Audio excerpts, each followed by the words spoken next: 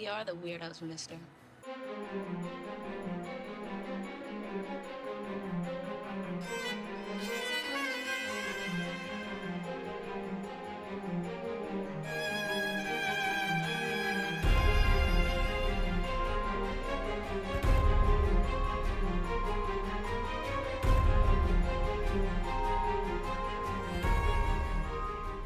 Welcome back to the Final Ghouls of Horror. I'm Jeremy.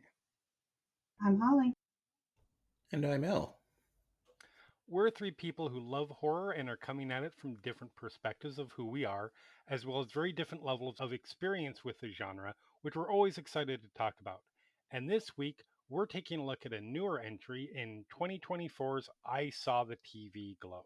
I know this might sound crazy. I don't want to alarm you. Do you remember a TV show we used to watch together? It was called... The Pink Opaque? Yeah. Do you watch? Sometimes the Pink Opaque feels more real than real life. Man, it was a TV show. Are you sure that's all it was? So, starting off, what is your guys' history and or familiarity with this movie? Were you familiar with it at all? Were you familiar with Jane Schoenbrun at all? Anything like that? Holly, was this something that was on your radar before I obsessively brought it up? No, I, especially with movies you recommend, I've started just going in blind. And usually I like them. So, It's good. Good to know. Elle, how about you? Is this something that I feel like the answer is probably no, but I mean, actually, yeah, this it goes way back for me to 2024 when this movie came out, I guess, and right. some friends of mine were talking about it, and I just never really got it off my list until now. That is absolutely fair. So this is something that I've been wanting to talk about for a while, and especially with you guys.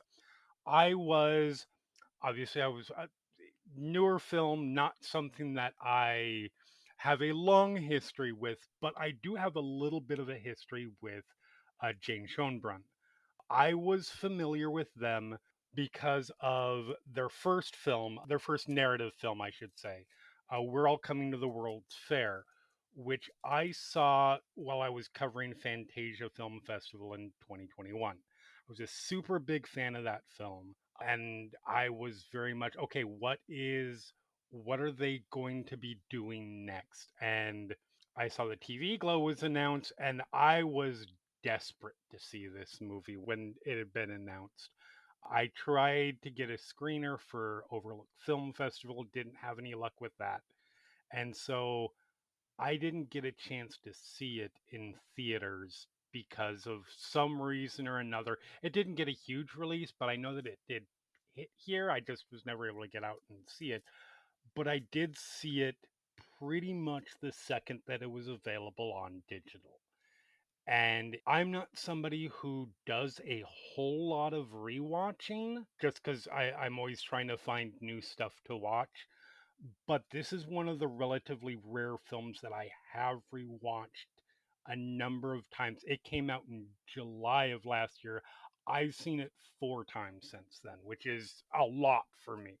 I watched this a few times, is what I'm trying to say. Just a couple. you're familiar with it. I am familiar with it. And I'll get into sort of a little bit more. I have had evolving feelings about it, trending more and more positive every time I see it. And I think it is a film that absolutely rewards rewatches. But first, before we get into that, let's run through a little bit of the production history. I saw the TV Glow. It is written and directed by Jane Schoenbrun. It stars Justice Smith, Jack Haven, who is credited as Bridget Lundy Payne. It also stars Helena Howard, Lindsay Jordan, and Danielle Deadweiler. So this movie has a hell of a production history, and I don't mean that in a bad way. It's just, it is a lot in terms of how it came into being, and I don't think you can really have a conversation that the film deserves without talking about where it came from. So this is going to be a little bit more detailed than the Texas Chainsaw Massacre history. Like I said, Schoenbrun broke out in 2021 with We're All Going to the World's Fair, which was their narrative feature debut. That film leans very hard into creepy pastas and sort of how we make connections on the internet, but it also touches on dysphoria, both in terms of like the actual text of the film and in a lot of its themes. Schoenbrun is trans feminine and non binary. They use they them pronouns. And this was something that they realized when they were writing World's Fair. So they were coming to terms with this realization while they're shooting this film about body dysphoria, loosely inspired by when they were a 13-year-old discovering the internet. Needless to say, it is a very personal film, much like I Saw the TV Glow is. Everything about their transition was done in the midst of this intense pressure and even in a deadline in some cases. So, according to an interview that they did in the New Yorker, they literally chose their new name the day that they needed to lock the credits for World's Fair, which is just a level of pressure I can't even imagine. Like, figure out what your identity going forward is, that is going to be tied to your career, but also your life and identity on this deadline. I can't even imagine what that's like. Then they have to deal with the marketing and the interviews, and many of the interviews ask about the trans themes of World Fair. So, suffice to say, it was a pretty stressful time for them. They started writing I Saw the TV Glow about 3 months after starting hormone replacement therapy. And they wrote the film as being about the egg crack moment, that moment that you realize your identity doesn't match your assigned gender. They said that they wanted to avoid using transition or coming out as explicit things in the film, which I think they mostly do. There's at least one moment that is very explicitly so to me. Schoenbrun also wanted to very much avoid dealing with the kinds of tropes that trans stories in media typically do. Things like Boys Don't Cry in Dallas Buyers Club, which is inevitably that the trans character dies. They've also said that the film is influenced by the relationship to the family, noting, and this is a quote, TV Glow is about something I think a lot of trans people understand. The tension between the space that you exist within, which feels like home, and the simultaneous terror and liberation of understanding that that space might not be able to hold you in your true form. I think many people, even if they're sympathetic to narratives of biological family estrangement, still want to believe in resolution or restorative reparative work. And I think this does a disservice to queer people who are not in control over whether that work can be done. Which is, again, that's a lot. And I think that really hits for me personally, but just in terms of the film, I think it's a really accurate assessment. Going on from that, Schoenbrun was also, to no surprise, heavily influenced by shows like Buffy the Vampire Slayer and The Adventures of Pete and Pete. Schoenbrun takes inspiration from these mythology heavy shows that have a magical realism. And they use that as a basis for some of the movie's language about dysphoria, transitioning, and the rest of the themes. The film hit theaters on May 3rd, 2024 by A24. It was a smash hit with critics. It was not a box office smash. It did about $5.4 million worldwide, which is not a big number. But that said, we don't know the budget. And I at least feel pretty confident that the movie was profitable when you include in home viewing revenue, which is clearly where A24 was expecting to make their money. This is not going to be a blockbuster film ever. This was not even going to be like a smash horror hit. This is always going to be a little bit more niche and then would find its audience once it got out of theaters. A couple fun facts about the film. The film has a number of direct references to both Buffy the Vampire Slayer and Pete. Among the Buffy references, the Pink Opaques credits are literally the same font as Buffy. The high school colors match those of Sunnydale High. And one of the Pink Opaque's core characters is Tara, which is the name of Amber Benson's character on Buffy, and Amber Benson has a small role in the film as Johnny Link's mother. For Pete and Pete, again, I'm not super familiar, but the first episode of that show begins on a football field at the 50-yard line, which is the site of a very significant moment in the film. And Pete and Pete stars Michael C. Morona and Danny Tamborelli briefly appear as a couple of Owen's neighbors. Also, in the what the fuck moment for me, Fred Durst of Limp Bizkit has a role in the film as Owen's father, Frank. And finally, the Pink Opaque's big bad Mr. Melancholy is inspired both by film pioneer George Méliès's 1902 film A Trip to the Moon, as well as the Smashing Pumpkins' 1995 album Melancholy and the Infinite Sadness, which one of the songs on that album is Tonight Tonight, and the music video draws very heavily from A Trip to the Moon. I took a moment to like look up my own sort of personal history to track back into it. As it's like you were saying, they needed to pick their name before like locking in the credits. Right. I have been trying to do that for over 4 years. As of the 4th of October 2020, I still have not done it, so I can't imagine the pressure. Right? Yep. Like that is because like look, when you are in the process, particularly your first narrative film, that's going to be a mind fuck in and of itself. Yeah, And I then remember mine was just so huge. But and then in addition to that, you're pouring all of your stuff in, and it is a very personal film. I think it is a little bit less accessible than TV Glow, which is saying something.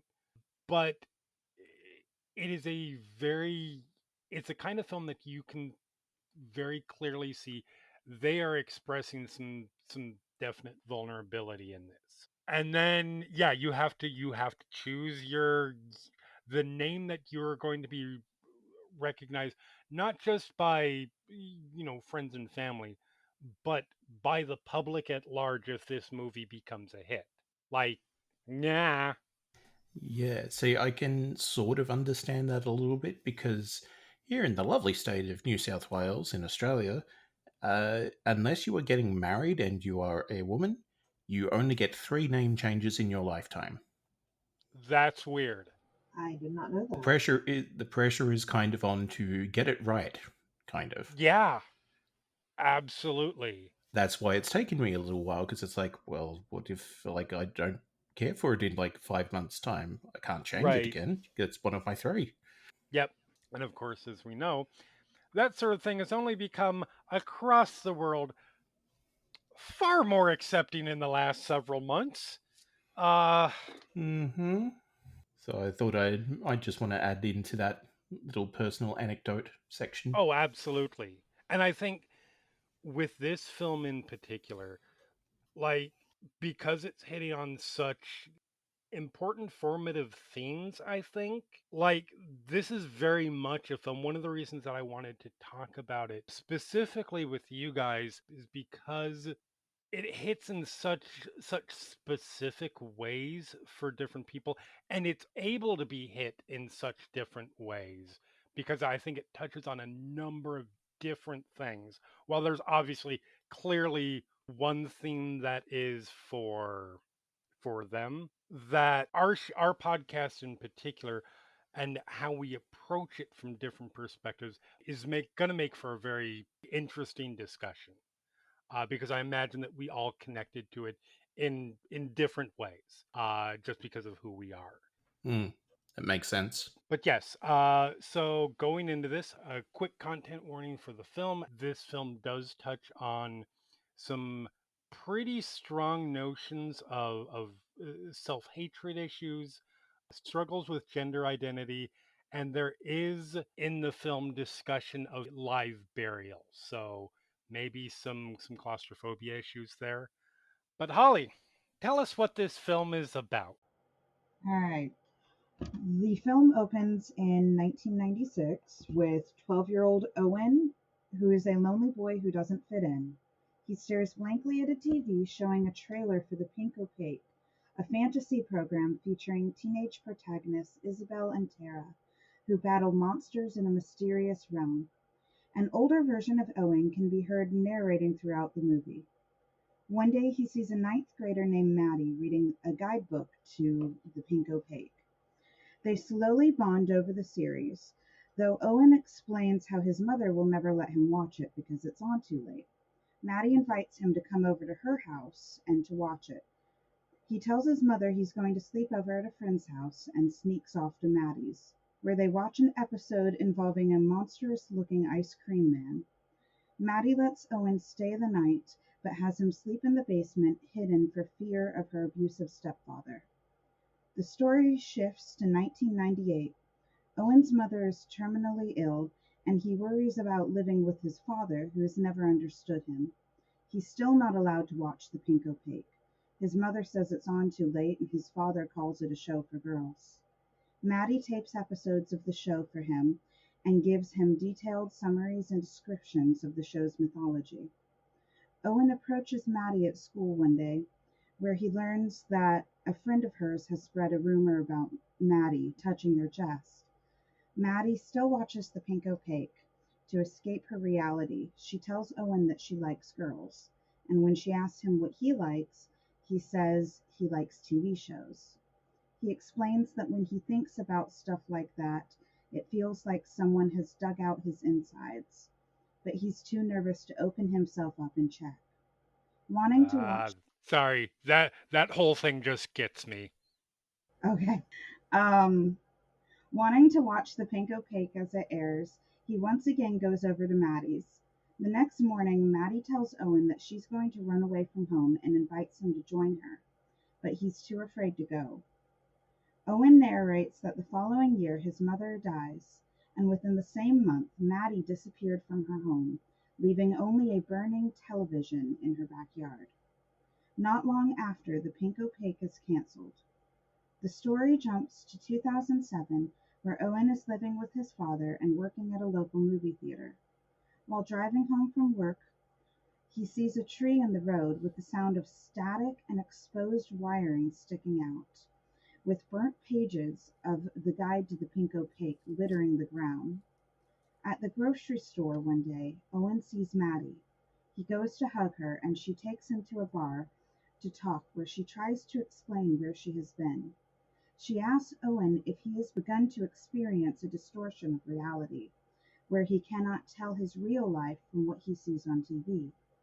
Maddie tells him that she's been inside of the Pink Opaque and asks if he remembers what happened in the final episode. Owen goes home to re-watch the show's finale. In it, the show's villain, Mr. Melancholy, a being with a face and head like a moon, has kidnapped Tara and cut out her heart. Isabel is also taken, poisoned, and buried alive. Suddenly, Owen becomes terrified and tries to stick his head in the TV, only to be pulled out by his father. Owen revisits Maddie, where she explains how she tried to live a normal life, but keeps feeling stuck and alone. She paid another teenager to bury her alive, which is how she was able to enter the Pink Opaque as Tara, and picked up where the show had ended.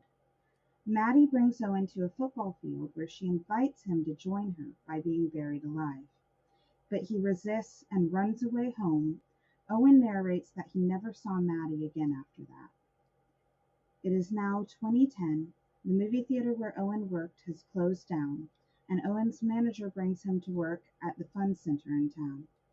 His father has died after having a second stroke, leaving Owen alone in the same house, where he decides to re-watch The Pink Opaque, which is now streaming. But the version of the show he sees feels childish, cheap, and completely different from what he remembers. We now jump to 2030, where Owen is in his 40s, looking frail and sick. He joins his coworkers for a birthday party celebration for a group of kids, but suffers a breakdown and screams. He locks himself in the bathroom, where he cuts his chest open with a box cutter, pulling it apart to reveal images of the Pink Opaque inside him. He then walks back out onto the floor, apologizing to everyone for his freakout, but they don't seem to care or even notice him. Yep. So that's a lot. The movie. There's a lot more in there too. Yes. No. But like, Jesus Christ.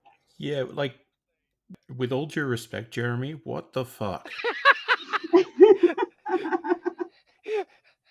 That is the response that I expected and appreciate. I will say this. Just like my little at the bleacher scene, just hearing the plot described gives me chills. There are moments in this movie that, and we'll get into like how the film handles the horror and how light of a touch of the horror is, but there is stuff that has affected me more than some of my absolute favorite horror films. But yeah, it's a lot in a good way, I think.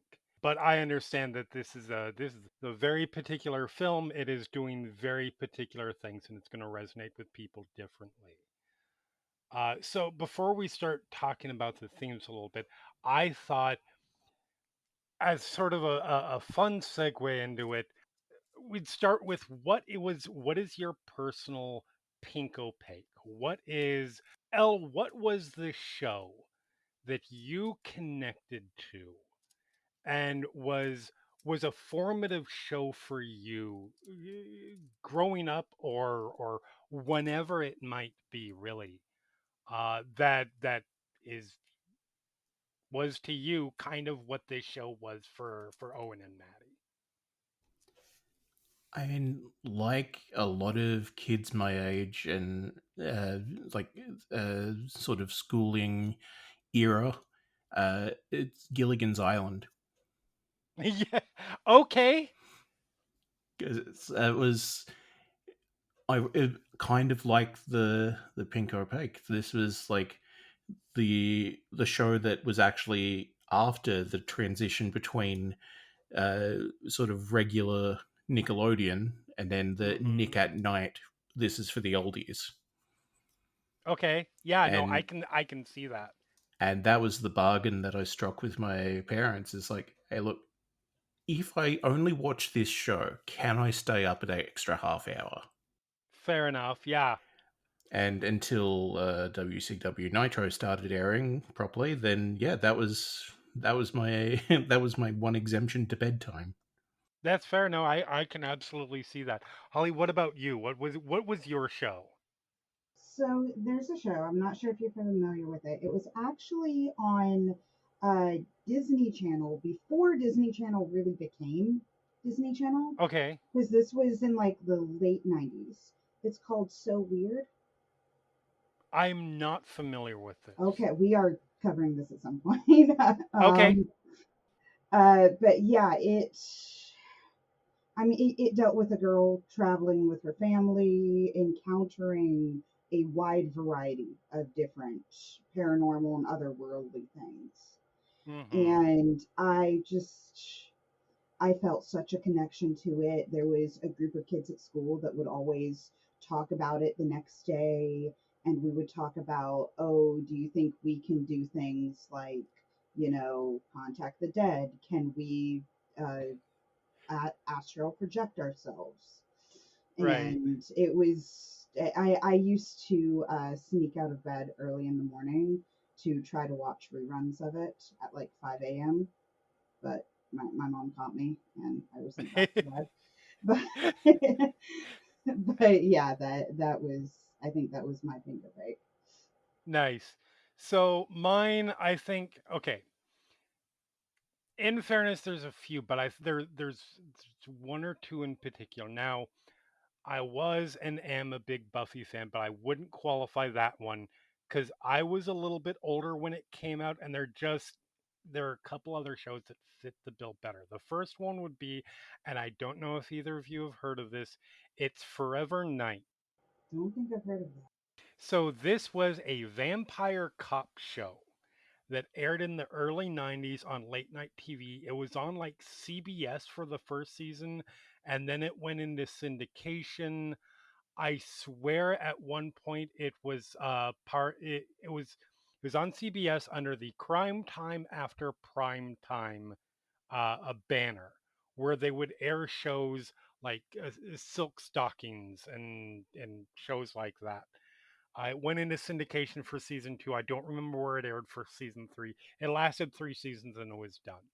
But this was sort of a Buffy precursor.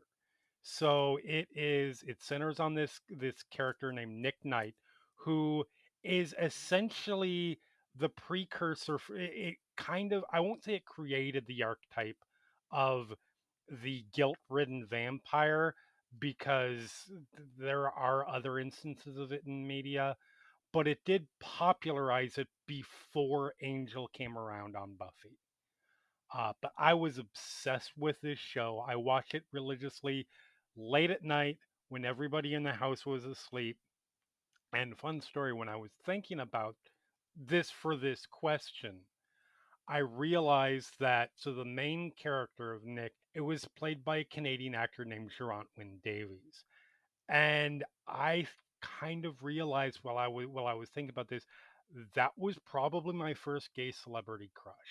I had no idea about it at the time, I don't think, because I didn't come out until around somewhere around when the show ended. But that stirred some things. The other show I think that would qualify as my Pink Opaque would be the X Files, which I think was a Mhm. lot of people's for that era. It preceded Buffy by a little bit, and then also the sister show Millennium, which had Lance Hendrickson, and it was set within the same universe as X-Files. It's the much less well-known show of the two.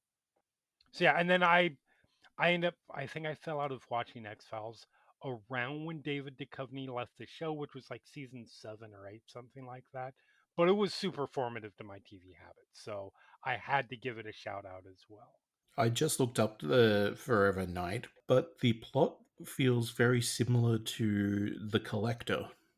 I don't know if anyone knows that, because it's a very obscure TV series, even by my standards. Uh, no, I'm gonna be honest. I hear the collector. I think of the mid aughts reverse home invasion film. So no, never heard of it. But if it's Forever Nightish, I might have to go check it out or try to find it. Yeah. A priest who sold his soul to the devil, like in the Middle Ages, works as the soul collector for the devil, and it's like, hey, look, in their last week before their contract is up, can I try and save their souls as a bit of a fun game? Nice. And each episode is, yeah, basically the priest against the devil. It's like, well, who's going to win? So that in turn reminds me of a show that lasted for one season on Fox, because it was on Fox, and of course Fox just loved canceling genre shows that I fell in love with and other people fell in love with. But there was a show called Brimstone that ran for about 13 episodes. I've heard of this one. I was not obsessed with this show the same way that I was over things like Buffy and Angel and Forever Night and X Files and stuff like that. But it was about a somebody who I believe it was a bounty hunter in life who had gone to hell and managed to make a deal where he would be able to return to Earth because I want to say it was 666. It was something like that. Souls had managed to escape from hell, and his job was to hunt them down. But yeah, that sounds very collectorish. And I remember really liking that show. I remember when it first premiered, I was like, "This show is great. It's not gonna last," and I was right. The amount of shows I've gotten into, it's like, oh, this actually looks good. It's like, yeah, 2 seasons, they're done. They never resolved it. Yep, yep. Great. I, Hmm. Why should I care? Yeah, and that was kind of the thing. I think bringing it back to the movie, one of the reasons I think that people of particularly I think it hits really hard for us Gen X people because in that era when supernatural and genre content started hitting TV, a show like Buffy running 7 seasons or X-Files running 10 seasons, that was one in a million because you would get so many of these shows that would start off, they would look really good, they would have great concepts, and they would be put in the infamous Friday night death slot. And then they would last their initial 13 episode order if we were lucky and it didn't get pulled off the air in 6 episodes.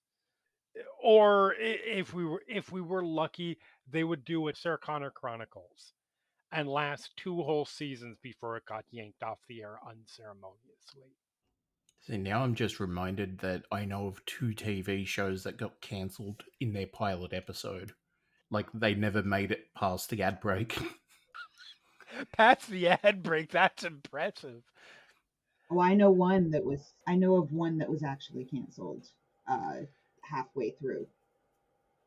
That's amazing. I mean, it's not. It's awful, but like, The show was not in good taste. okay, No. that's fair. Neither of mine were.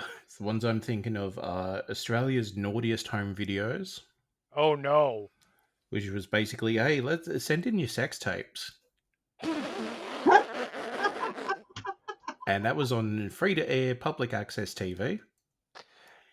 The other one that I know of, again, rightfully so, cancelled, Heil Honey, I'm Home. Oh, that's the one. That's the one What? I was thinking of. Yeah. It was a slice-of-life sitcom with Eva Braun and Adolf Hitler living next to a Jewish family.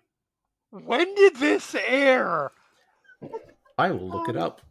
Like 60s or 70s, I think. Holy shit. Yes. Because that's a great setup for like hijinks and 1990. Oh my gosh. god, that's even worse. Oh my gosh, I thought it was okay. Wow, that's really bad. It was British. I mean, that explains it. It was British. I love how that's all you have to say is it was British. Listen, I considered talking about Doctor Who as a Pink Opaque show for me, but like for all that we think of British TV shows, the Doctor Who's and the Mr. Beans and the Faulty Towers and IT Crowds, they put some fucked up shit on the air. Mm-hmm. Like, what was the sex box show? I don't remember that. I don't think that's the title, but it's not far off. I don't know what you're talking about, but I'm really curious. I also remembered another show that I could classify as a Pink Opaque show for me. Okay. Wishbone. Wishbone. It was a dog that reenacted classical literature. Okay. Interesting. I used to love Wishbone. I think it was a Jack Russell Terrier. Something like that. It was because my grandmother used to have one of those dogs. We used to watch it together. Yeah, no, it's just a cute little like historical type period piece, but the main character is a dog. It's very historically accurate. I was correct. I did not misname the title. A British TV series called Sex Box. It aired for 2 series. It's 3 too many. And the show's premise centers on the idea that couples will be more open to sexually themed discussions after having performed the act itself. The show's host has the couple required to a private sex box on stage where they are to have sex with each other, and then they would talk afterward. This aired for 2 seasons. Now, these are British seasons, so that's like 4 episodes. 11 episodes. It's 12 too many. That really is. Sorry, I'm lost for words. Right? Listen, British people put some fucked up shit on TV. but they can also actually swear on TV, so I appreciate that. But They going do. back to the movie, I was Yeah, just going to say they do have the Mull of Kintyre law rule. I think it is. Yeah, it's like you're not allowed to show a penis more erect than the geographical Mull of Kintyre, which God is damn it, imagine Florida but less. right? So, all Back right, to the movie. back to the movie. Scream 2. Um, so okay, this film covers a lot of different themes, like I said before, and sort of connects in different ways. One of the way, obviously, I think the overarching one, and the one that is most obvious is gender identity and how that plays out and how it explores that. But before getting to that, because I think that's the big discussion, this is also very much a coming of age film. And that is a genre that I particularly love. And part of that whole coming of age thing with this show is talking about how we connect to television, film, media in general. So, my question here is, and Holly, start with you. How does that sort of coming of age thing and the way that this film talks about media, how does that speak to you? I mean, for me, like, watching it, I definitely had a flashback of just, being a little kid and Hmm. watching things, you feel so adult. Like, Right. you probably shouldn't, or you're staying up late, or you're at a friend's house watching it, and, Hmm. you're a grown up, you're doing something your parents probably wouldn't let you do. Right. And in that, though, I also like I identify with some of this as not feeling like you fit into the norm, Yep. trying to find those people that are like you. Yes. Like there is, I think, in the early parts of the film where when they're at Void High School, which, by the way, I wish my high school's name was Void High School. That's a cool name, yeah. It's such a good name, but that wandering the halls and finding somebody, and just like what's that show that you're reading about? And immediately you're like, oh, this is somebody who potentially shares my interests or somebody that I can talk to about this thing that I love so much. Please become my new friend. Yes, that's Like that is, yeah. That that's that that was that was that hit me. and I felt, yeah, I felt like, I mean, I had a, growing up, like, a lot of kids, I didn't really fit in with them because they didn't Hmm. understand my sense of humor, or Right. I was a little too dark and murdery for a lot of the other kids. And they didn't like the jokes that I would make. And so, yeah, it's nice to find your own, not even group, but just somebody that understands you, or that you can just bond with over Hmm. something, where they don't think you're so weird for liking this. Yes. No, absolutely. And I think, like I said, I think for not just Gen Xers, like a lot of, I think that a lot of our nostalgia is really sort of wrapped up in the shows that we did grow up loving because that was something that I do think kind of came around in probably late 80s, early 90s in particular. I mean, I'm not going to say that there weren't shows like MASH and uh, All in the Family and I Love Lucy, things like that, Gilligan's Island, that have lifelong fans who there's a lot of nostalgia towards that. But I think like around the 80s, late 80s, early 90s, and then beyond that is when it became almost more of it became such an important part of growing up is that those TV shows and those media in other different ways too, films, music, and the like, that our nostalgia in large part is wrapped up in the films. I think that this movie is very tied into that, very much so. Elle, how about you? How does this aspect of the film speak to you? It's funny because it doesn't really. That's fair. Because, like, the Australian high school system is very different to the American one. Oh, for sure. So, like, the walking through the halls doesn't happen, hanging out at lockers, trying to slip notes to people doesn't happen. It's like, oh, we got to come back after the Christmas holiday. It's like, yeah, no, that's in like 3 months. Mm-hmm. Because the way the calendar, we do it by the calendar year rather than, Right. I think you guys start in like September or something. Typically, yes. Early That's August. Yeah. weird. Okay. It's moving back a little bit, I think When now, but when you live in the southern states, it's early August. fair, fair. That is bizarre to me. So, like, and then being the outsider kid as I was, because, shock horror, Right. a little bit different. I was old before my time. Okay. So it's like, oh, what have you been listening to? Oh, these I've never heard of them. Oh, okay. What about the stuff I'm listening to? I've never heard of that. Oh, and just passing in the night. Mm-hmm. So that was a lot of my experience. The experience of having those connections did not happen while I was in the education system. Important question though. Did you have parachute day? No. Holly, did you have parachute day? Oh yes, it was the best Yes. day. Right?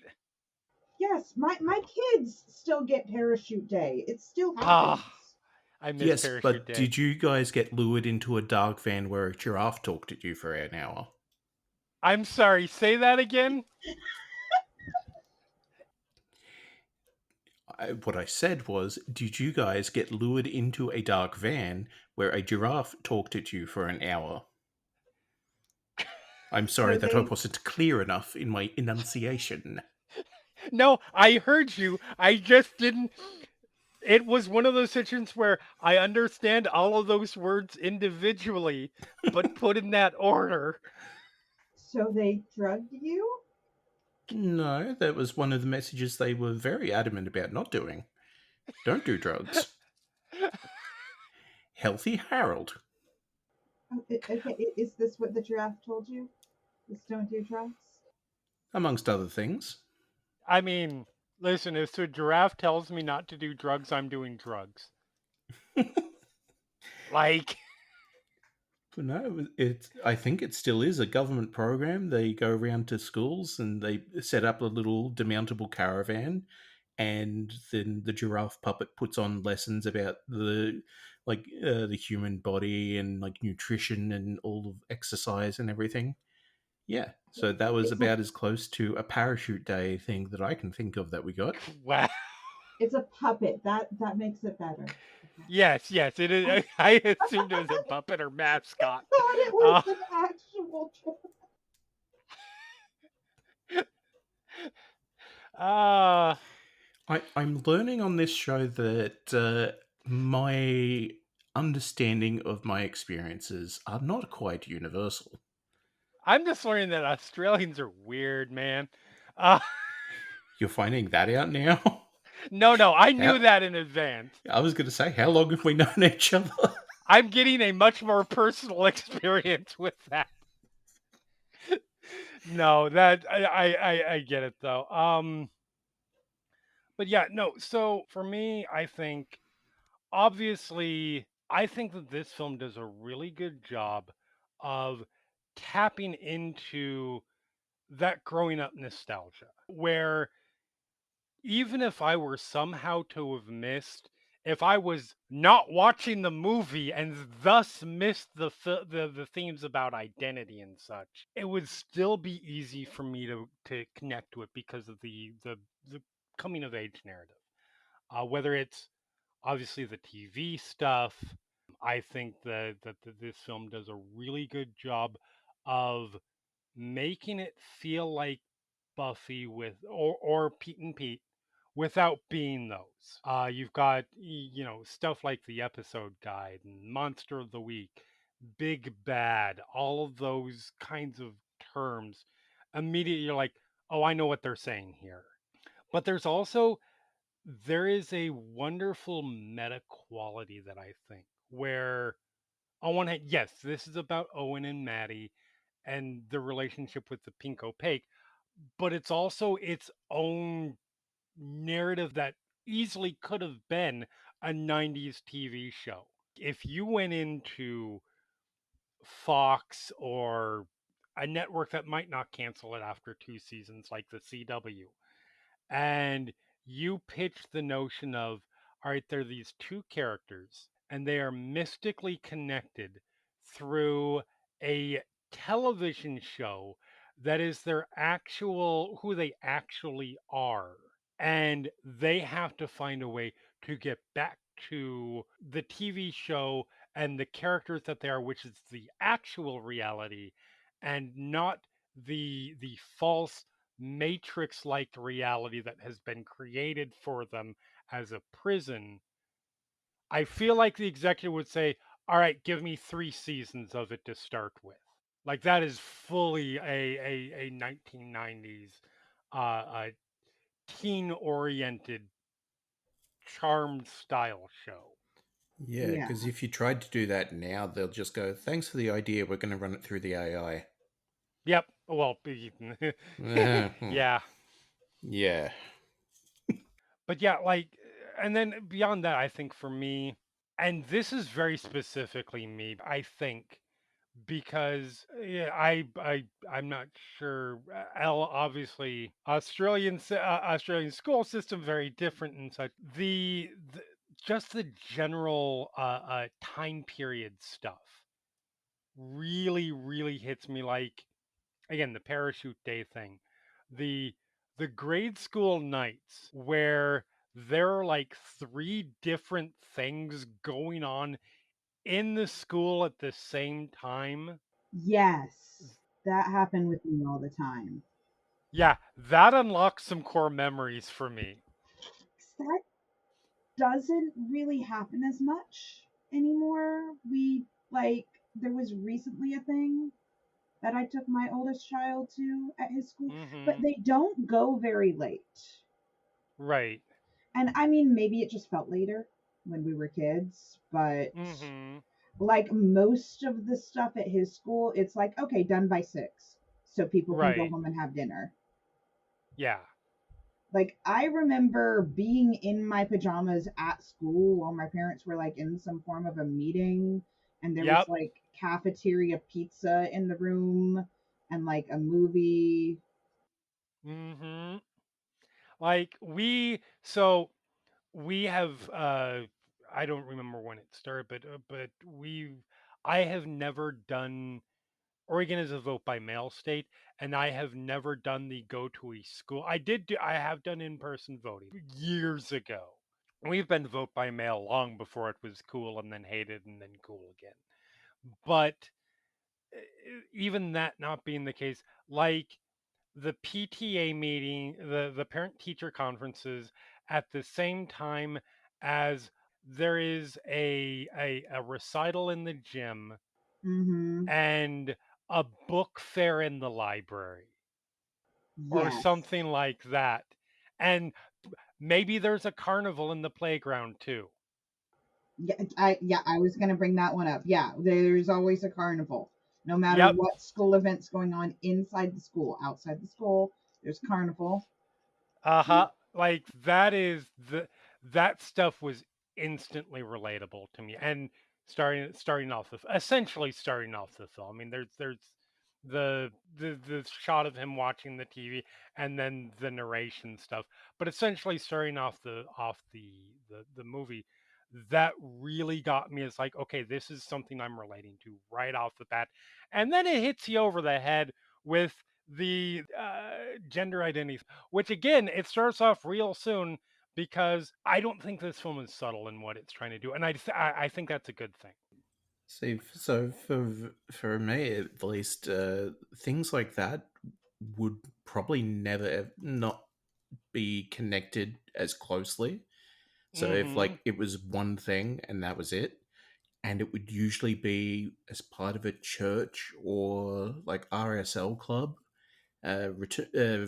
basically the veterans meetups. Because Okay. RSL is Returned Servicemen's League. Okay. So it's like, oh yeah, let's give veterans a place to, actually decompress from the horrors of war. Right. So they would be the ones organizing, like, oh yeah, it's a fate. Yeah. No, that's fair. And with the voting, it's like, yeah, no, in Australia, it's compulsory voting. It's on a Saturday every day, like every time. You get time off from work if you need to, because if you're working on a Saturday, you've got still got to vote. And it's usually like town halls or the occasional like school hall that'll host it. Mm-hmm. So yeah, I mean, yes, I might not have a parachute day, but you guys don't have democracy sausages. That is true. We do not have democracy sausages, and we barely have democracy. Because if you're not familiar, that is a charitable organization, usually like a youth group or a sports team or what have you, Right. will open up a barbecue on the outside of the voting area. So it's like you're not being enticed to come in or anything like that. It's like, yep, you voted, cool. Would you like to spend $2 for a sausage? Basically, a grilled Frankfurt sausage on usually a piece of bread.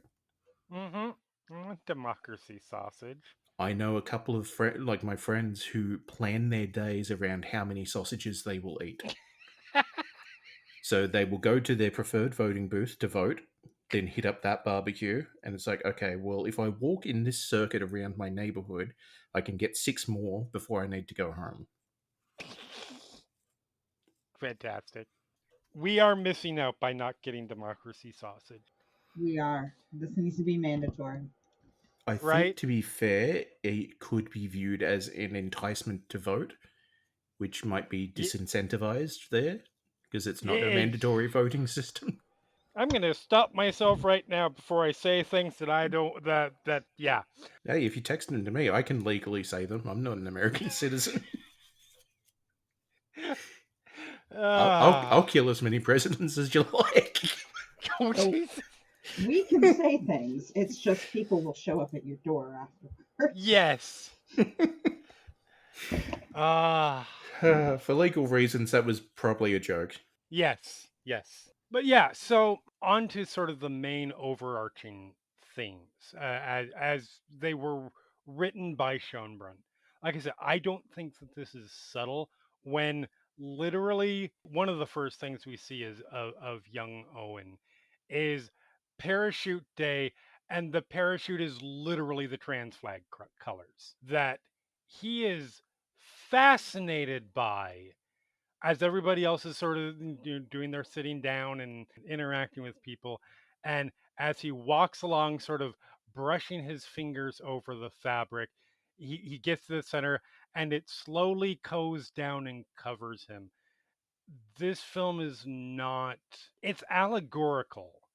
And I think it does a very good job of being allegorical, but it is very open with what it is trying to engage with, which again I think is a good thing because I cannot count the number of films that do the metaphor allegory thing, and whenever anybody tries to reference those, oh, you're reaching, oh, that's not what that film's really about, which is just the media version of they were roommates as far as I'm concerned. But yeah, so how obviously again we all have very different perspectives on where we're coming from with this. Elle, how do you think this film handles the themes of gender identity, what it means to come to terms with that, or in I think our primary character's case, what it meant to not come to terms with it? It's weird because it's like obviously that is the intent, but it must have been that subtle. I didn't get any specific gender identity vibes from it. Really? The biggest thing maybe this is indicative as well. The biggest thing I got from it is that dissociative identity. That is also so, in fairness, I think it also speaks to a lot of mental health stuff as well. And Mm. I can absolutely see that. That is an absolutely valid, I mean, any read is valid, but that is an absolutely valid read. Like the reason like that I had that kind of reaction is just a wow, this is basically like most days of my life, just being completely disconnected, unaffected. Hmm. Occasionally someone else takes over. Yeah, no, absolutely. Yeah, it's like I'm again, like I think I mentioned it in the first episode, but I'm plural. Hmm. So instead of having the dissociative identity disorders where you just have that chunks of lost time, Right. uh, luckily we have the sort of blending and transfer of information. Kind of is the best way of describing it. Except there is one alter that when things get very depressive and very bad, that takes over and it's like autopilot, and we only get the memory back after like they're finished. And it's like, okay, here's everything you missed. So we still get all of the like the lost time catch up, but it's just like an all at once info dump. And Okay. that's kind of what it felt like to me watching this. Is like, yeah, this is just an extended period of dissociation Hmm. followed by the the lost time amnesia of a different alter. Right. It's like, yeah, I didn't read any specific like uh, transgender identity thing except in that like, oh, the other alter is a different gender. Okay, that's fair. And I can again, I can absolutely see the DID read. I think personally, and again, I that was something that I picked up on my most recent watch. Is there is a lot of mental health stuff in here, and I think if I were to imagine how Schoenbrun is sort of dealing with it, obviously, I think for a lot of people who are going through transition, there is a lot of mental health stuff wrapped up in that. I think I saw I think the first time that I watched this, I picked up on the trans themes, and then again, second and third time, I started to pick up more and more on it, just in terms of a lot of the back and forth between the Pink Opaque and reality and Mr. Melancholy sort of acting as insecurities, fear of sort of being able to accept that part of yourself, which obviously is something that Owen struggles with, I think, more than Maddie, clearly. This most recent watch, it suddenly clicked for me that, well, in terms of mental health, yeah, the villain is literally named Melancholy. Stuff like being able to screw with reality and screw with time. I think there's a lot in this film about depression. And again, for Schoenbrun, I think that's all tied up in not necessarily entirely, but at least partially tied up in the stress of coming out and transitioning and all of that kind of stuff. But even if that part doesn't speak to you, I think there's a lot of people who would pick up on the depression aspects, or like you said, the plural aspects, which I think is one of this movie's biggest strengths. Again, is that it can relate to people in so many different ways. I think that like if I hadn't been, I think, kind of primed to go into it as a transgender narrative Right. allegory, like it would have missed me a whole bunch more than it did. Like you were saying, it was obvious with the parachute. It's like, yes, but they were also purple. So had I not been expecting that, I would have thought, oh, that's a weird colored parachute that doesn't have any like red or green or anything. Right. Like No, that that's would not fair. have. I would not have even placed that had the trans flag colors in it. Yeah, legit. And I think again, Schoenbrun is talking in in metaphor and allegory here. Mm. So it is stuff that you can absolutely. I don't think once you get on that wavelength, I think there's a lot of stuff that the film is doing. A lot of scenes hit particularly. And I started getting reads about, I said this, I think, off mic, but it's been a long time since I think I've seen a film as intentional in everything that it does as this one. And so I start picking up on things that maybe these aren't even specifically their intent, but things like, early on when we first see Owen as a narrator, he sits down in front of the fire and there's a very specific way that it's shot where it's shooting Owen with the flame in front of them. And it reads almost like he's setting himself up to be burned. Is this a self harm illusion? Is this something about the way, the going to hell aspect of queerness? And that's because I'm coming from this not as I have moments of gender fluidity, but I identify cisgender. But I'm coming to this as a queer man, and I'm seeing a lot of the way in Owen's journey and Maddie's journey both of coming out in that way and accepting your queerness. I was very fortunate. I had a very easy time coming out, but that doesn't mean it was stress free. And a lot of Owen's relationship with his parents, a lot of that sort of societal pressure kind of stuff. Like, I looked at this movie imagining, like, it made me imagine a world in which I had been Owen. I had chosen not to accept that part of me that Maddie very specifically says, feels more real than real life.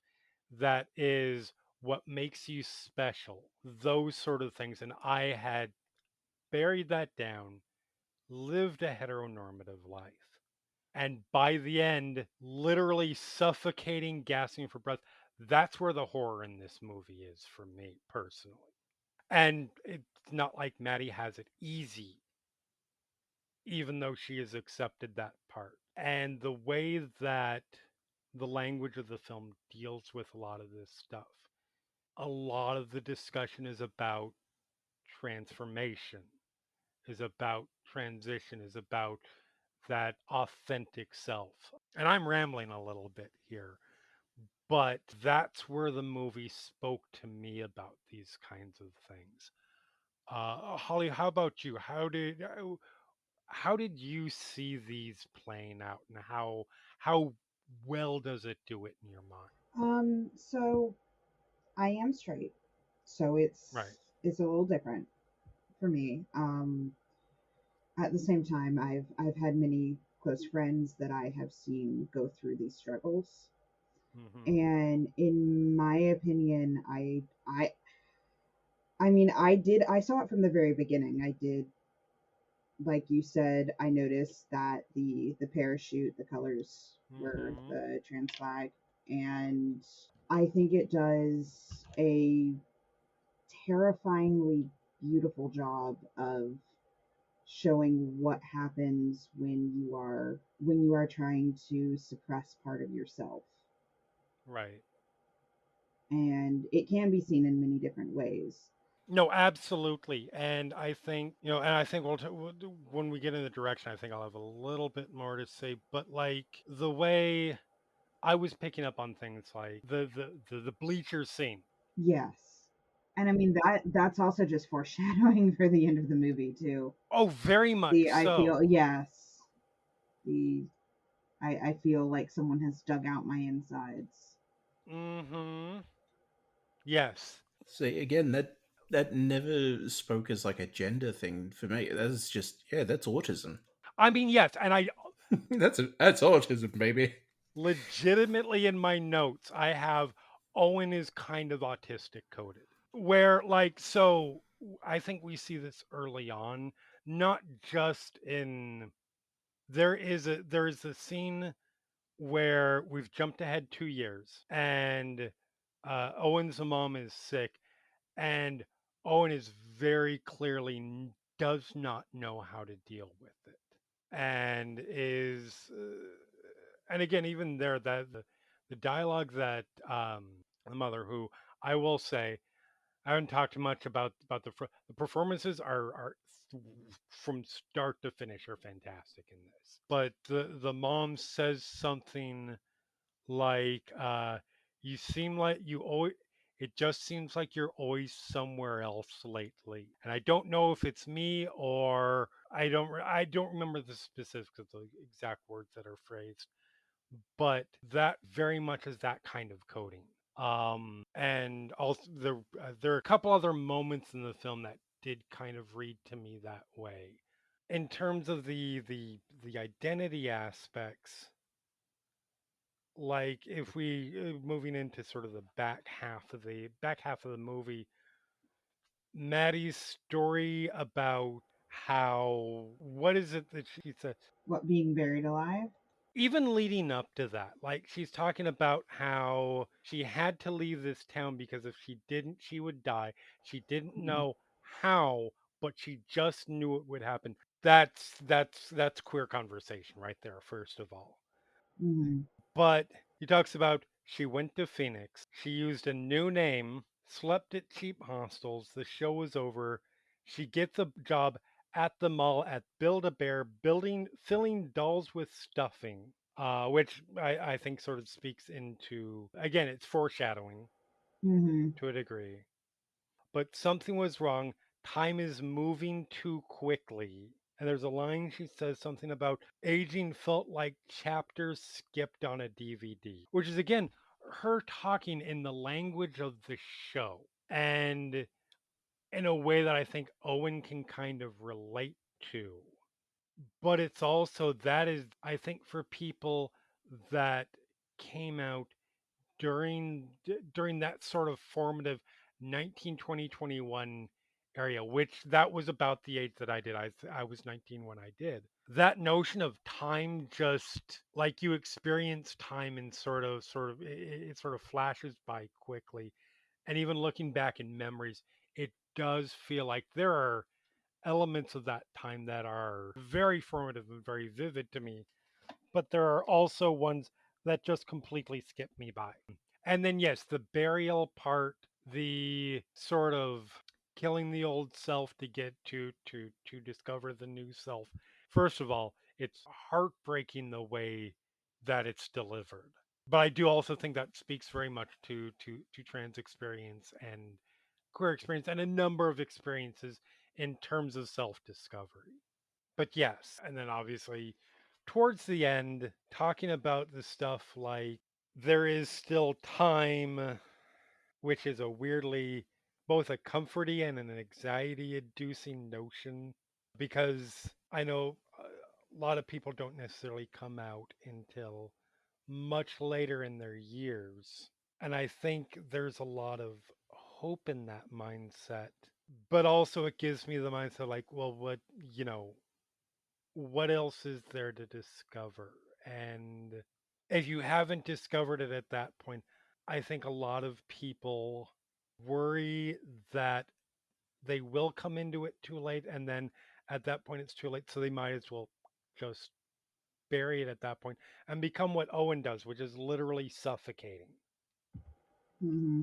But yeah, I think the movie speaks towards a lot of that kind of stuff really, really well.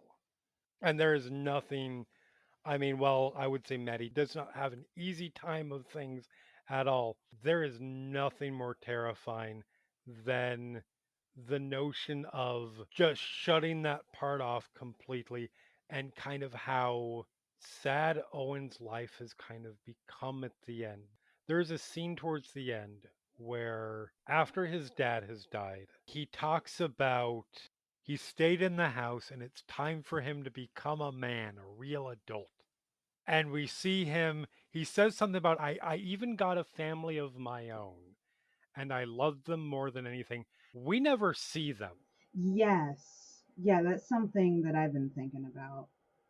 And he says it while he's grabbing this TV, this LG TV, Mm-hmm. which has the bullshit slogan on it of life's good. And he's holding that TV and he looks up right at the camera and says, I love them more than anything. And I don't know if the TV is what he means by his family, Yeah. but that's kind of that's sad. Tragic, I guess is the better way to put it.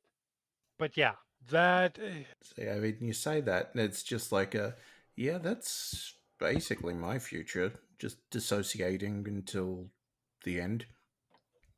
I mean, It's like, if pressed, I can think back in my life to about half an hour's worth. right. That's not great. No. Sorry, I brought the tone down a bit. No, that's fine. But yeah, and there's one thing that I didn't know where to bring this up, but it's something that I noticed because I don't know. Do you guys watch with subtitles on? Yes. Okay, Holly, do you? Sometimes, because sometimes my kids leave the subtitles Yes, on. So, yeah.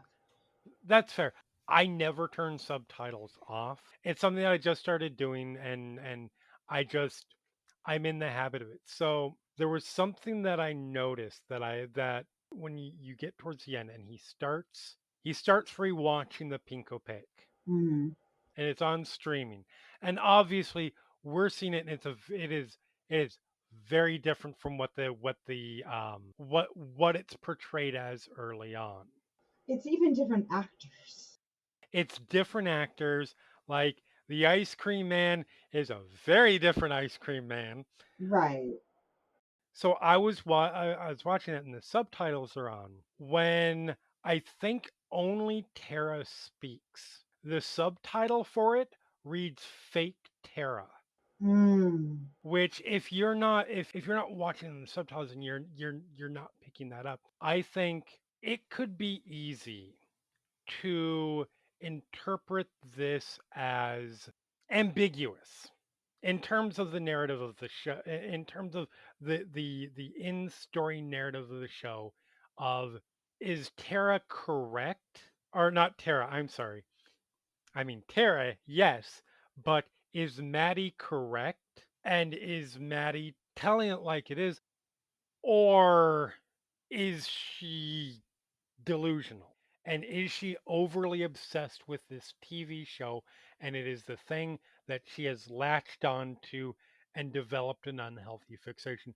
I think you could make an argument for that being ambiguous if you didn't know that the script itself is referring to that Tara as a fake Tara within the show. Because once that's the case, it starts to become very clear that it's a fake Terra because it is Mr. Melancholy trying to throw that out there to convince Owen that this is all just in your head. Suppress it. Stay within this world. Stay within your prison, basically. Mm-hmm. It's subtle, and I think because it's something that you would only see, and I mean, obviously, everybody can see that it's different actresses. It is not the fucking nightmare imagery of the ice cream man that we see at the beginning, Yes. which probably provides a good segue into how the film approaches horror. I managed to come up with a semi decent segue. Go me. So like I said, I think a lot of this film's horror is in a less, let's call it spectacle heavy way, and is more within the text and the implications. This is something that I was really interested to see how you find this part of it, because we've talked about you're more into the spectacle and the more overt horror stuff as opposed to the allegorical stuff. Yeah, How like, did this film's horror get you? see, I had a similar issue when I watched The Night House. Mm-hmm. It's like, okay, yep, that is the end of Act 2. Why are the credits rolling? Yep. Where is the Act 3? Like, where is the rest of this movie? It's Mm-hmm. it's like, okay, it's been building up. That makes sense. I'm with it. It's all good. With Is that it? Is it just pure implication? That doesn't seem fair. So, like, a lot of that horror aspect really is like, because it's so left up to the imagination, for me at least, that it's like, yeah, you're missing a whole third of the movie, which then in retrospect makes everything else feel slower, which I guess helped that dissociation feeling. It's like That's fair. the shots hold comparatively too long on people, and there's too much of a gap between like conversation, because Mm-hmm. it makes it feel like it is filling for time rather than in like purposeful choices. Oh, to me, are very purposeful choices. I mean, yes, they're purposefully being made, but when I had that feeling of, oh, it's over, where's the rest of it? Looking back over it, it's like, okay, now these purposeful choices feel like it's like, okay, we've got 45 minutes of a movie. Can we stretch that to an hour and a half? And that's why it diminishes it in a way. Okay.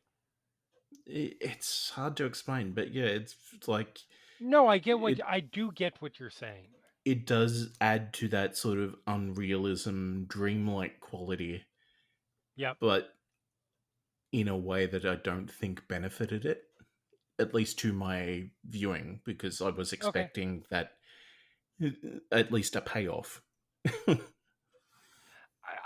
I think, and that I definitely understand that. I think you're right. There is a bit of a stilted delivery uh, I think in Jack Haven particularly in Maddie a little bit less with Owen, but Owen has some too within the narrative of the film, because these are the false personas. These are the personas that have been foisted upon them by Mr. Melancholy, or if you're going by metaphor allegory, by society, by parents, by whoever is foisting that on. And I think that really benefits the things. I can definitely see where it's jarring. It doesn't necessarily work, especially if you're not seeing the payoff at the end. To me, I think the fact that it ends where it is part of the payoff of the themes. Because yeah, we want to see the end. We want to see we want to see a definitive conclusion to Owen's story, right? But I think it's more effective in that there isn't necessarily a conclusion. He does not, like, in the end, I would argue it's kind of optimistic at the end, but in a really horrifying kind of way. At the end, he opens himself up. He sees that it's still there. And don't forget, there is still time, as Chalk on the Street tell us. But he very quickly puts it away and then goes back to apologizing to an absolutely uncaring world.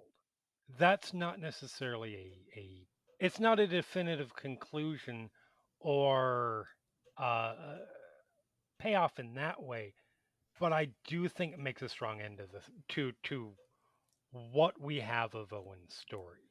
Yeah, I think, like, even thinking about that ending where it's like, oh, there's still time. That There's a very common feeling where it's like, no, that I missed that chance. Like, that's for the younger people who have the chance to do Mm-hmm. that. Yep. It's like, I mean, I'm on HRT and everything like that. It's like I'm not seeing any of the results that the younger people are, because they have that chance essentially. Right. And it's like when I was going through like the high school ages and whatnot, uh, these types of identities did not exist Mm-hmm. for the largest part. I mean, they were um, normal, uh, gay, which was bad, uh, Right. lesbian, which only existed in film, Right. or people who went to Thailand and were very confused. Right. And that was it as far as gender, sexuality, anything like that. Mm-hmm. Obviously, that's false because it's always existed. But Right. kids today coming up have, on one hand, like the world against them in some ways, but they have all of these stepping stones, like Mm-hmm. in order to get them to those chances of, oh, it's not too late, you're still only like 16. Like, yeah, that doesn't help the people who came before. And yes, though, we're still going to get some effect out of all of this. You kind of feel a bit put upon to be like the stepping stone. So that feeling of, oh, it's not too late, and like that no resolution, that's just like a almost a little bit of a twist of the knife, weirdly. Absolutely. And I think again, I think it is an optimistic story. It's not optimistic for everybody. I know a lot of people seen this who find the ending a complete downer. Um, I will say I very much feel that how to put it as an elder queer, the I'm coming from this at a at the perspective of somebody again. I came out at 19. I would say I was starting to become cognizant of it in high school, I would say. Like I wasn't aware, but I was aware. And I am talking about early 90s to mid 90s, which is the absolute height of uh, the AIDS epidemic. And I think about people who are my age who are just starting to come out of the closet to themselves, to other people. And the notion of lost time is fucking tragic. Yeah, I think that's why for me it's a bit of that downer ending because it's like, yeah, no, Hmm. you lost your shot. Absolutely. But then I also think that do we mourn the time that we've lost? Absolutely. But being able to find that at any stage of life, to me personally, is important and is better than never finding it, Yeah, which is what somebody like Owen, I think, never finding it and burying it down is I would rather have discovered that I was queer now at 48 than at 70 or never at all. So that's why to me it's optimistic. But also there is very much that respect of, like you said, uh, being finding it late. There is a lot of time loss, and there is a whole life to kind of mourn. But yeah, uh, regardless, Holly, how about how does this film the way that the film tackles horror? How did it hit you? I mean, it it is definitely kind of depressing at parts, but at the same time, I enjoyed it. It's completely different than what we Hmm. did last week. You know, Yes. no one's chasing anybody with a chainsaw. Nope. No, it's more it gets in your head. Yes. And this is something that I mean this movie has stayed with me like the for the next, you know, days, nights. I kept coming back, looking Hmm. at parts of it, thinking about it, trying to dissect it. And I think I enjoy that type that it really it makes you think about Right. things and it makes you think about your life. Yeah, for sure. at the same time, it can be a lot more terrifying, in my opinion, than someone just chasing you. I can run away from the man with the chainsaw. Yeah, I cannot run away from things that things that I may or may not try to submerge about myself. yes. For sure. And I will say, like, most of the horror is obviously, like I said, in the implications. There's still some goddamn nightmare imagery in this. Okay, that final scene is like straight out of the back rooms. Uh huh. Oh yes, very much so. Or even like, I think in terms of content, like overt content, I think this most people will probably call this horror light. But the ice cream man, Oh yeah. that was nightmare imagery, and especially he comes on the screen out of nowhere. Also, I'm honestly like a little disappointed because I think like that that should have been like a monster of the week for Buffy. The ice cream Yes. man. Well, also I'm not gonna lie. If listen, I'm not saying that this is gonna happen. It almost certainly is not. But if Jane Schoenbrun wanted to turn the Pink Opaque into an actual TV show, 100% would watch. Oh yes, absolutely. But like even the the the imagery of what is it, the final episode. We Yes. see Mr. Melancholy. The effect on his face is fucking freaky. All of the trippy stuff with the Luna juice and just the way all that plays out. That is all. I mean, that's horror content right there. Mm. But yeah, it's not. It's not scream. It's not slasher content. It is not splatter stuff. But I do think it's fairly effective. The last thing about sort of the film itself I want to get into is sort of the production elements. Like similar to the horror, I think the key word for me for this film is vibes. This film is very much about the vibes, and that comes in with sort of the visual elements, sort of the mood, the soundtrack. I think the soundtrack spoke to me particularly. The soundtrack is on Spotify and probably all streaming services. That's something that I've had on since July on pretty regular rotation. It is a hell of a soundtrack. But how do the directorial choices? I guess even probably the performances work as well. Holly, how does looking at this from sort of I guess a technical level? What pops out at you? What what works? What doesn't work? The lighting definitely in it. Mm-hmm. The sort of the contrast, the like the chalk writing and everything, the neon colors Right. against the Yes. black. Yes. And I mean just the overall tone though, because it also carries through of just Mm-hmm. it looks fantastic, it fits, but it does also just it gives you that feel of just a depressing, never ending, just repeating existence.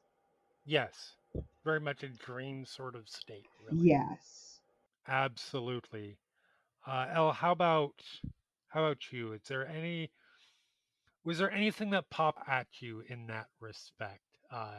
Anything that spoke to you? Anything that very much didn't? Well, like I mentioned before, and as Holly just said, it's everything felt like that sort of dreamlike, Right. dissociative, intentionally slow paced vibes to Mm-hmm. it.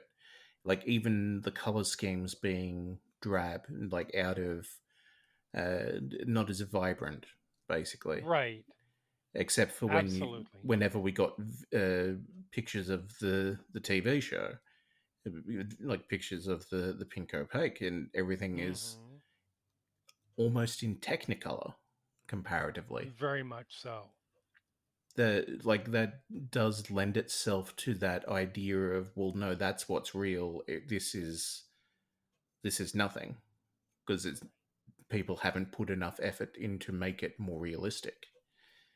Mm-hmm. So yeah, it's like that did connect as well, but also lending itself to that, almost subverting my attention away from the theme. Okay, fair. It's like I didn't get a lot of the gender stuff. It just felt very dissociative and disconnected. Right. And I think that lent itself to that. Like even like Owen looking into the fire, it's like I've seen what fire looks like, and that looks very washed out. Mm-hmm.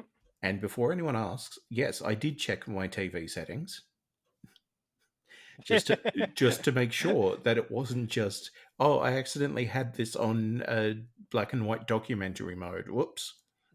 Yep. But yeah, I think if I had a bit more experience with I guess the tropes that it was touching base with, it might pop a bit more. But it feels like that was leaning more into that sort of evanescence, Mm-hmm. which is more than just a band. Yes. It is a legitimate word. It means to dissipate as if in a dream. Yep. Because I know there's people that don't know that. No, legit. There is one particular thing. Now, I like I said, the soundtrack. Well, it's not 90. It had that sort of like all of the songs are new songs with one exception, as far as I know, which is a cover, which is the song that's heard in the trailer, is a cover of Anthems for a 17-Year-Old Girl, which is one of my absolute favorite songs. And I think the cover does a really good job of it. It hits on that sort of 90s, late 90s, early aunts sort of, I even hate to use the term emo, but it is an emo, not emo rock, but like emo shoegazy kind of music. Hits in really well. There's two scenes that I want to specifically call out. The first is, and this is probably the film's, I would say, the flashiest, the hallway walk scene. When Owen is going to the dark room where Maddie leaves the tapes for him. The dark room, which is specifically listed as a safe space for him, essentially.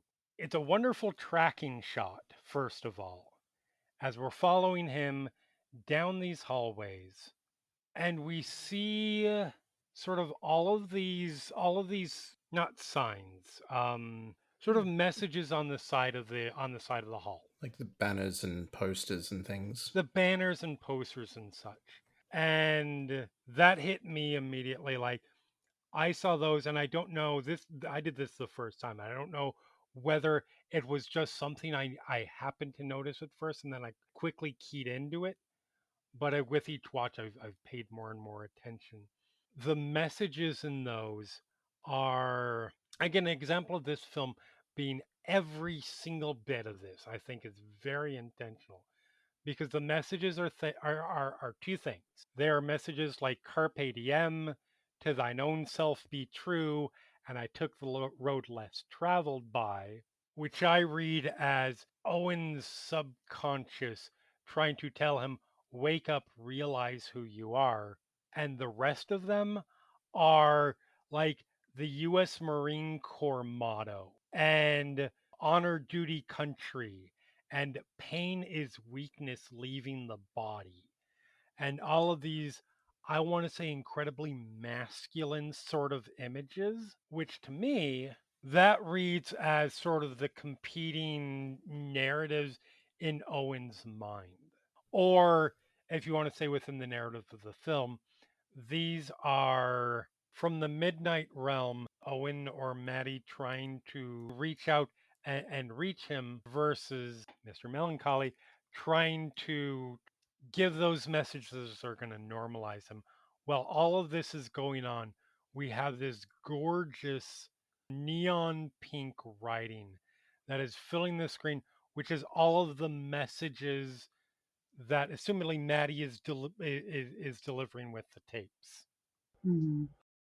which is a wonderful way to sort of unspool the mythology of the show without having to do a ton of expositional scenes. Like, now to be fair, I have paused that scene multiple times so I can read through it all. So you do kind of have to do that to get all of it, but it does sort of spell a lot of that out. So we find out that Mr. Melancholy's plan is to steal 100 hearts from awkward kids in order to power the eternal nighttime. We find out that Isabel has a magic dress, that sort of thing. So I should clarify. I have in my notes here. The darkroom door says safe to enter, and that's where he gets his tapes that introduce him to the concept of the show and his ultimately, obviously authentic self. That is just sort of a masterclass scene in terms of direction. I actually have a quick question about that because I did notice the banners and everything, but not quite as in depth. I think because Right. you were coming at it from a rewatch perspective, so you were aware of what to look Correct. for. Were the messages color coded? That is Like all the positive ones on one color versus all the negative ones on a different color? Because I know they had similar color schemes, but yeah. I don't know, and that gives me an excuse to rewatch it sometime soon to find out because I'm not sure. But that would be I would not be surprised, to be honest. Yeah, I don't know, and that is a fascinating question that I'm going to have to see now. Because I think that also, again, didn't land as much for me because it's like, I don't know what American schools are like. Maybe that is the thing. It's like, just you walk down the hall and there's just a plain, like, yellow sign with green words in the middle that just says you're terrible. I don't know. So, granted, no, I will preface this by saying it's been 30 years since I've been in a school. But this is also taking place during the time era when I was in school. So I feel like I can be okay. School halls are typically filled with posters and like 80s films about high school. There's a lot that those things don't get accurate, but that in particular is pretty accurate. You will get posters about upcoming events or things like that. You don't typically get, again, the U.S. Marine Corps motto "Semper Fidelis." You don't typically get the message that pain is weakness leaving the body. If those things were in my school, I would have been pretty creeped out. But yeah, it is also, I think the way those are in there, it's enough that it's subtle because it's on the side of the screen, not dead center. And these are coming across while Maddie's messages are being literally scrawled across the screen in neon pink. They're not there necessarily to be focused on, which I also think is intentional because I think they are the subconscious messages. But they are easy to miss. The other scene, and this is arguably the most emotional of this movie, got me. It's foreshadowed in that hallway scene. There is a scene that, like I said, Schoenbrun very much wanted it not to be explicit. The notion of coming out or transition to be explicit in the film. There is one scene I think it is no longer subtext, it is text. And we see this scene um I think twice in the film,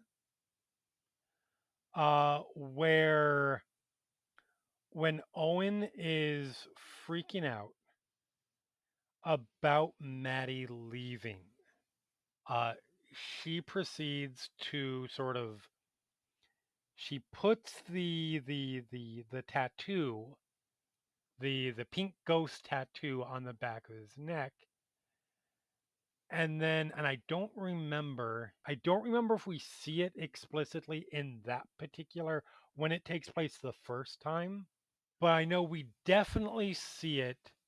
I think it's when Maddie is explaining to Owen at the bar we see Owen wearing what has to be considered Isabel's magic dress.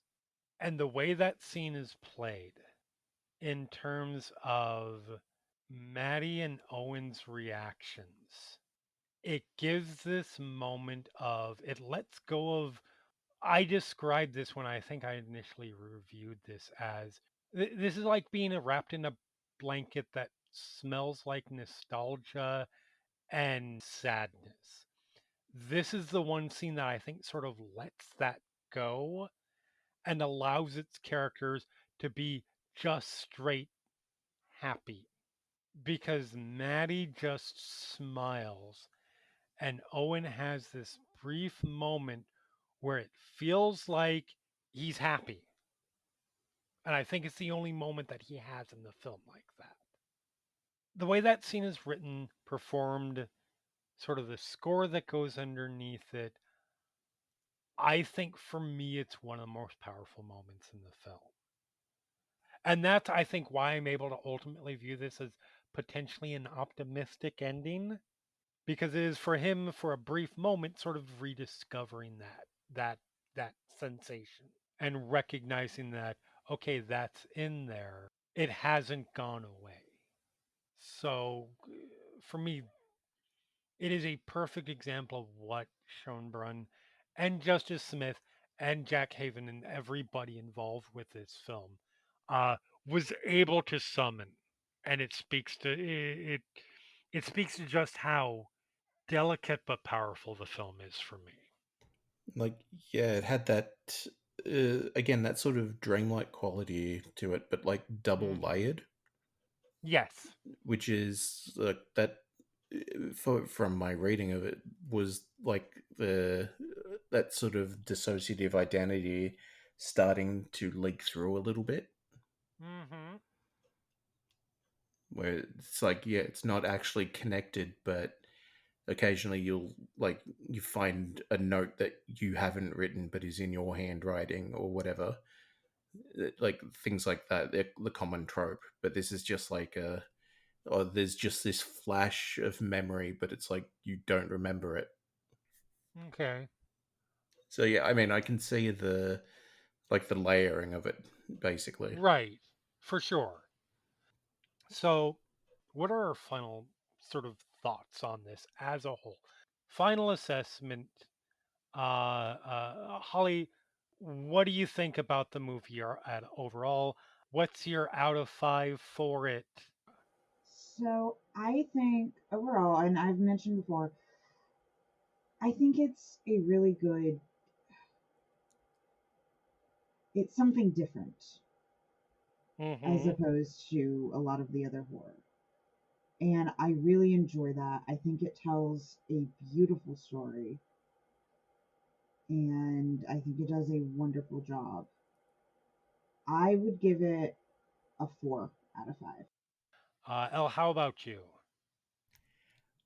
Well, I did say this sort of off the pod, but it's made me very glad that I have my therapy appointment later this week. That is fair. Um, yeah, I mean, not really much else I can add to it that I haven't already Right. gotten into and inadvertently interrupted other people's thoughts for. Oh, that's fine. um, I think for me it's three voguing supervillains out of five. Okay. So for me, I mean, look, I don't think it's going to be much of a secret to say I fucking adore this movie. On first watch, I had it at a 4 stars out of 5.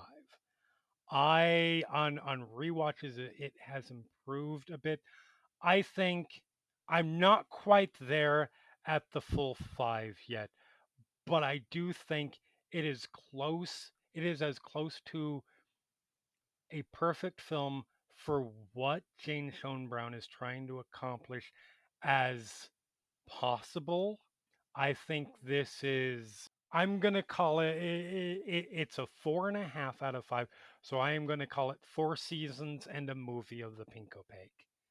Um, But yeah, it is. I'm really glad that we got the chance to talk about it because I have been desperate to talk about this movie with someone. So while I get it's not going to work for everybody, it is. It very much works for me. That is, I saw the TV glow. Our next episode is going to be an interesting one for me because we're going to be watching something that you two have seen, but I have not. Mm-hmm. Mhm. Which is a change from the last couple episodes, and I'm really excited for this. So, we are going to be watching Are You Afraid of the Dark, which is a show that I was just a little bit too old for when it came out. But now you're the right age. Now I am the right age. Yes. That that is fair. I'm excited for the status quo change here of being like, well, having watched it fresh for my first time, while you guys are like, oh, let me tell you all the details. But yeah, that is it for us. You can find us at whatever podcatcher you prefer. We're on Blue Sky and Instagram at Final Ghouls Pod. Meanwhile, you can catch me or find me at J Thomas Romania on Blue Sky and Letterboxd. Meanwhile, you can catch me but never find me at shards@kind.social on Mastodon and Shards System on Letterboxd. You can find me at Holly Cult on Blue Sky and Miniature Magic 18 on Instagram. And you can find all of us playing role playing games at Final Show Films on Twitch and YouTube. And Elle, give us our survival guide tip for the week. This week's survival horror tip is if a killer with a knife is chasing you around the house, do not run upstairs.